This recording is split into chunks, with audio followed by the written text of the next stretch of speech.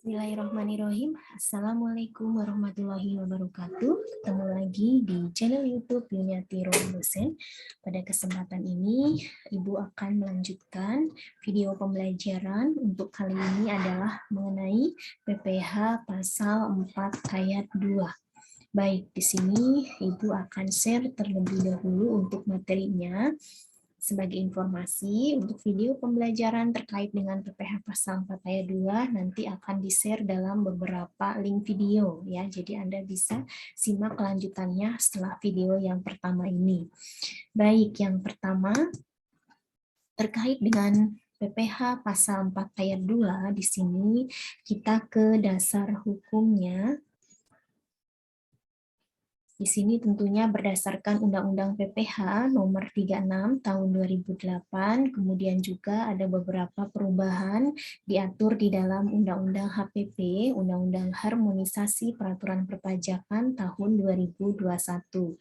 Baik, yang pertama kita harus mengenal terlebih dahulu mengenai karakteristik daripada PPH bersifat final. Jadi PPH 4 ya, pasal 4 ayat 2 ini termasuk dalam kategori PPH bersifat final.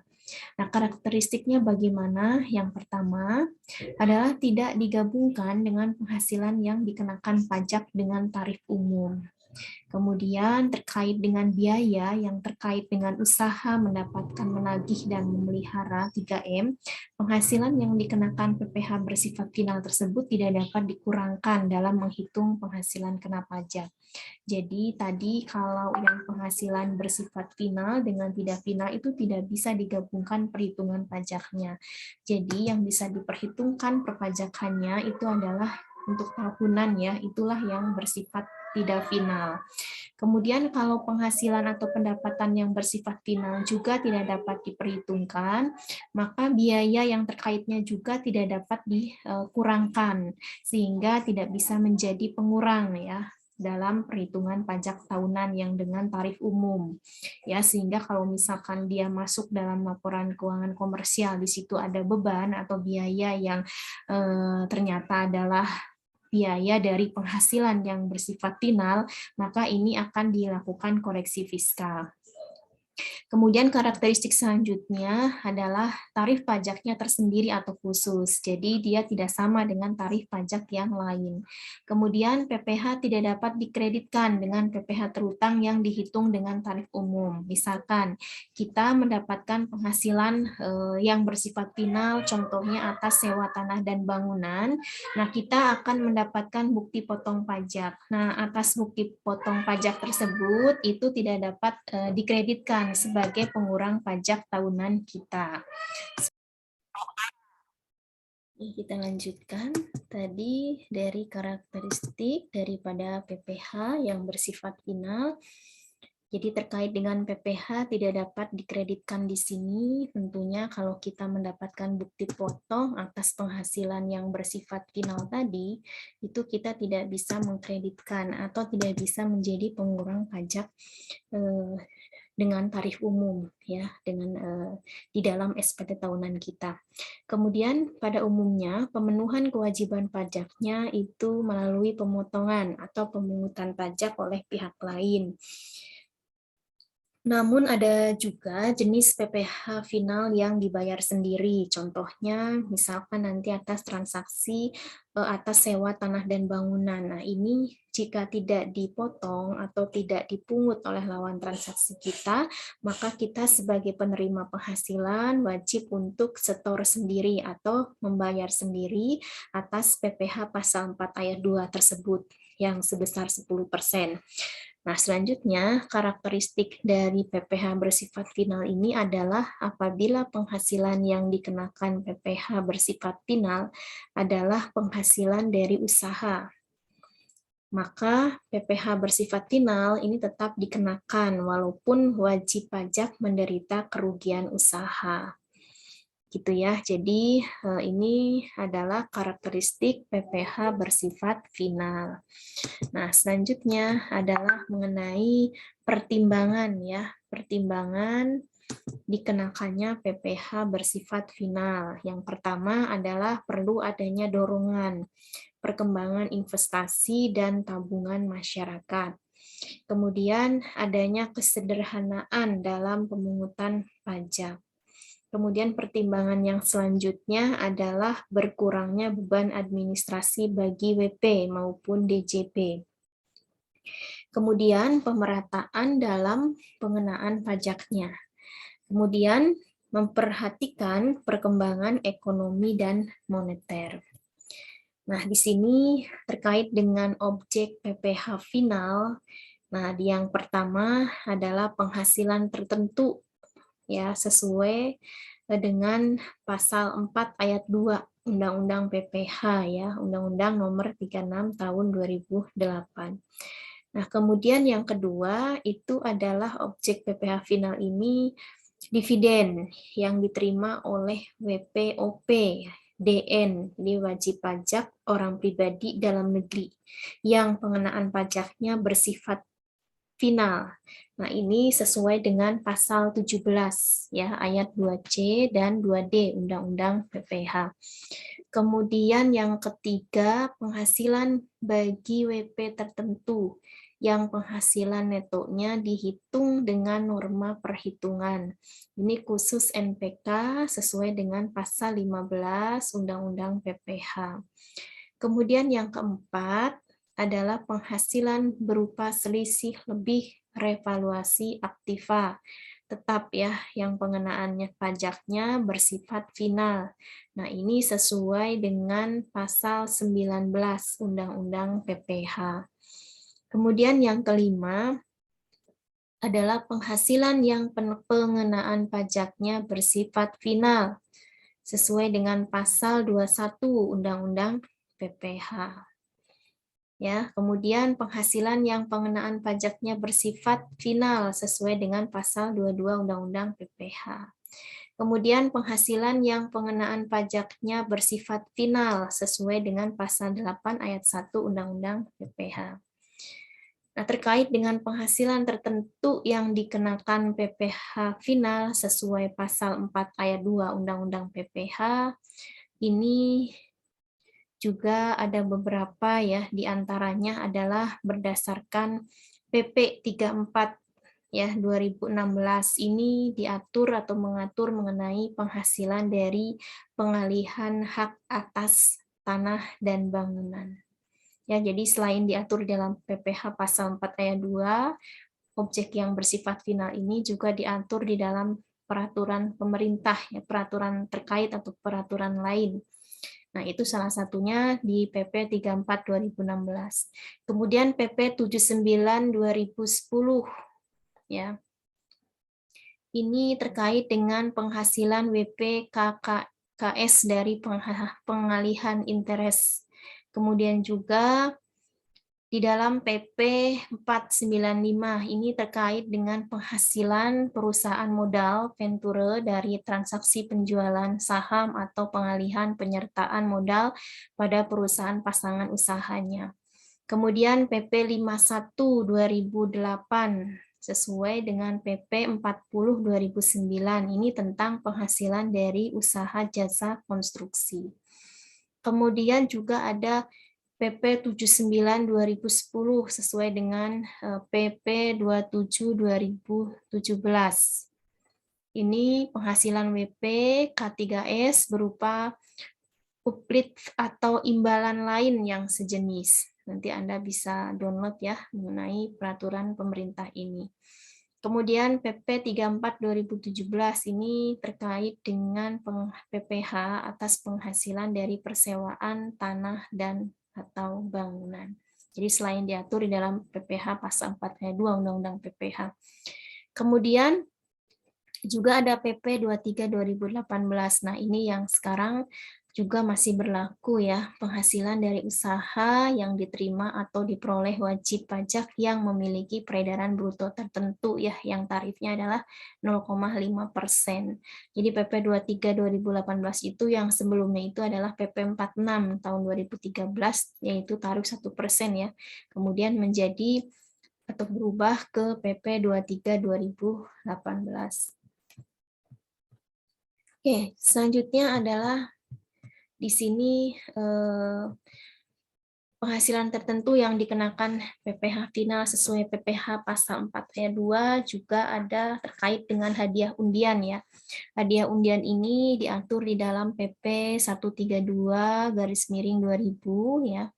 Kemudian terkait dengan PP 41 1994, kemudian PP 14997 ini atas penghasilan dari transaksi penjualan saham di Bursa Efek ya. Kemudian ada bunga simpanan yang dibayarkan oleh koperasi kepada anggota koperasi orang pribadi. Nah, ini diatur di dalam PP 15/2009. Kemudian di PP 27/2008 diskonto surat perbendaharaan negara atau SPN. Kemudian PP 16/2009, kemudian PP 100/2013 ini mengenai bunga obligasi, kemudian PP 131/2000, PP 123/2015 ini mengatur mengenai bunga deposito dan tabungan serta diskonto sertifikat Bank Indonesia. Jadi terkait dengan PPh final pasal 4 ayat 2 yang diatur di dalam Undang-Undang PPh di pasal 4 ayat 2 juga ada peraturan terkait ya selain di aturan Undang-Undang PPh. Nah, ini Anda semua tidak perlu menghafal tetapi sebaiknya kita memiliki peraturan pemerintah ini ya. Anda bisa download juga di Google ya yang disediakan. Nanti Anda bisa baca terkait dengan aturan ini masing-masing. Nah, selanjutnya ada norma penghitungan khusus sesuai pasal 15 ya. Nah, di sini adalah penghasilan kantor perwakilan dagang asing. Nah, ini ada di KEP 667 PJ 2001 ya. Nah, ini adalah terkait dengan penghasilan perusahaan pelayaran dan atau penerbangan luar negeri. Ini ada di KMK nomor 417, KMK 04/1996. Juga ada di mengenai penghasilan perusahaan penerbangan dalam negeri. Nah, ini ada di KMK. KMK itu peraturan dari Keputusan Menteri Keuangan ya, nomor 475 KMK 04/1996. Kemudian terkait dengan penghasilan bagi wajib pajak yang melakukan kegiatan usaha jasa maklon internasional di bidang produksi mainan anak-anak, juga ini diatur dalam KMK juga. Kemudian penghasilan perusahaan pelayaran dalam negeri, ya ini diatur di dalam KMK nomor 416 KMK 04/1996. Gitu ya. Oke, kita lanjutkan. Nah, selanjutnya di sini adalah terkait dengan jenis penghasilannya. Ya. Nah, berbicara jenis penghasilan dari PPh pasal 42 ini yang masuk dalam kategori penghasilan bersifat final, yang pertama diantaranya adalah bunga deposito dan tabungan serta diskonto SBI. Ini yang pertama. Kemudian juga ada diskonto surat perbendaharaan negara, ya jenis penghasilan ini. Kemudian penghasilan atas bunga obligasi, kemudian hadiah undian, kemudian jasa konstruksi, sewa tanah dan bangunan, kemudian penghasilan pengalihan hak atas tanah dan bangunan, kemudian juga penjualan saham di Bursa Efek. Nah, ini juga kategori penghasilan yang bersifat final, jadi masuk dalam pasal 4 ayat 2. Kemudian uplift dan participating ya, interest ini juga termasuk, kemudian bunga simpanan koperasi, kemudian dividen diterima orang pribadi, dan selisih lebih revaluasi aktiva tetap. Nah, PPh final ini terdapat di pasal 4 ayat 2 Undang-Undang PPh nomor 36 tahun 2008. Juga ada di pasal 17 ayat 2C, kemudian ada di pasal 19. Nah, di sini yang Pertama, selanjutnya adalah mengenai bunga deposito dan tabungan serta diskonto SBI. Nah, ini bunga deposito mata uang dolar AS bersumber dari DHE dan ditempatkan pada bank di Indonesia atau cabang bank luar negeri di Indonesia. Ini adalah tarifnya 10% dikalikan bruto. Nah, ini untuk deposito jangka waktu 1 bulan. Kemudian 7,5% dikali bruto, ini deposito jangka waktu 3 bulan. Kemudian 2,5% dikali bruto, ya dikali bruto itu penghasilan bruto ya, bukan itu. Ini deposito jangka waktu 6 bulan. Kemudian 0% ini untuk deposito jangka waktu kurang dari lebih dari 6 bulan. Jadi lebih dari 6 bulan ini adalah 0%. Kemudian bunga deposito mata uang rupiah bersumber dari DHE dan ditempatkan pada bank di Indonesia atau cabang luar negeri di Indonesia. Nah, ini 7,5% dikalikan bruto, deposito jangka waktu 1 bulan. 5% dikalikan bruto, deposito jangka waktu 3 bulan. Kemudian 0% deposito jangka waktu lebih dari 6 bulan. Kemudian bunga tabungan, SBI, dan deposito lainnya. Ini tarifnya 20% dikalikan bruto untuk wajib pajak dalam negeri, ya WPDN dan BUT. Kemudian 20% atau tax treaty kali bruto, ini untuk wajib pajak luar negeri. Nah, di sini ada pengecualian, adalah bunga dari deposito dan tabungan serta diskonto sertifikat Bank Indonesia sepanjang jumlah deposito dan tabungan serta sertifikat Bank Indonesia atau SBI tersebut tidak melebihi Rp7.500.000. Jadi tidak melebihi, yaitu dikecualikan dan bukan merupakan jumlah yang dipecah-pecah. Kemudian bunga dan diskonto yang diterima atau diperoleh bank yang didirikan di Indonesia atau cabang bank luar negeri di Indonesia, ini juga dikecualikan. Kemudian bunga deposito dan tabungan serta diskonto sertifikat Bank Indonesia yang diterima atau diperoleh dana pensiun yang pendiriannya telah disahkan oleh Menteri Keuangan sepanjang dananya diperoleh dari sumber pendapatan sebagaimana dimaksud dalam pasal 29 Undang-Undang Nomor 11 Tahun 92 tentang dana pensiun. Selanjutnya yang dikecualikan atau pengecualiannya adalah bunga tabungan pada bank yang ditunjuk pemerintah dalam rangka pemilikan rumah sederhana dan sangat sederhana, kafling siap bangun untuk rumah sederhana dan sangat sederhana, atau rumah susun sederhana sesuai dengan ketentuan yang berlaku untuk dihuni sendiri. Ini dikecualikan. Kemudian pemotong terdapat beberapa pihak yang diperbolehkan sebagai pemotong PPh pasal 4 ayat 2, yakni bank yang didirikan atau bertempat kedudukan di Indonesia. Kemudian cabang bank luar negeri yang berada di Indonesia dan dana pensiun yang telah disahkan Menteri Keuangan dan bank yang menjual kembali SBI, ya sertifikat Bank Indonesia, kepada pihak yang bukan dana pensiun yang pendiriannya belum disahkan oleh Menteri Keuangan dan bukan bank wajib memotong PPh atas diskonto SBI tersebut. Nah, kita ke contoh. Misalkan di sini Adit menyimpan uang di bank ABC dalam bentuk deposito sebesar 100 juta dengan tingkat bunga 12% per tahun. Atas deposito tersebut, pada bulan Juli Aditya menerima bunga sebesar 1 juta.